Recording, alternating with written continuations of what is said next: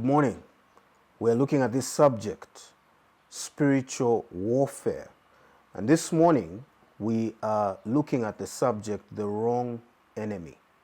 Many of us are guilty of misidentifying who our true enemy is in this world. And for you to win a war, for you to be successful in any battle, it's important that you correctly identify your enemy.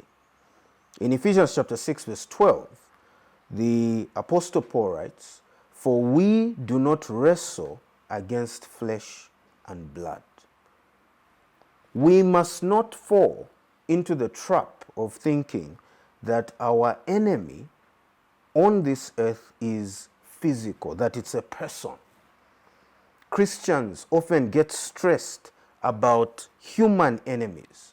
We often think, if only my husband did A, B, C, D, or my wife, or if only they stopped doing A, B, C, D, and then I would be able to flourish and live life to the fullest. Many husbands and wives actually turn their homes into a war zone and begin to think that their spouse is their enemy.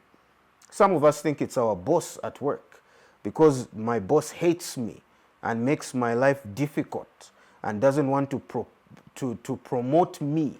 Therefore, my boss is my enemy. And on it goes.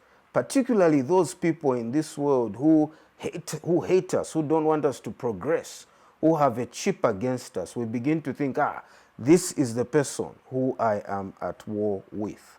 What does the Bible say? We do not wrestle against flesh and blood. While on earth, Jesus was hated by so many people, but he never allowed himself to think that those people were his enemies. He understood who his true enemy was, and it wasn't the people. And that was why he could even say on the cross, "Father, forgive them. They don't know what they are doing." As I speak to you now, at the time of this recording, there is a gentleman who has had my vehicle for many months now, a mechanic, and we all know how these mechanics behave. And he has, I have been tempted to get into war and battle with him. And it's this kind of teaching that has been very helpful to remind me that rather than getting vexed and stressed and engaging in warfare with fellow human beings, I must remember that we do not wrestle against flesh and blood. That is not my enemy.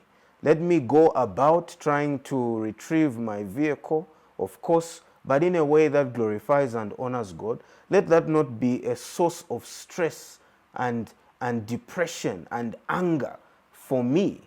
I should keep my eyes focused on who the real enemy is. We do not wrestle against flesh and blood. Are you fighting the wrong enemy?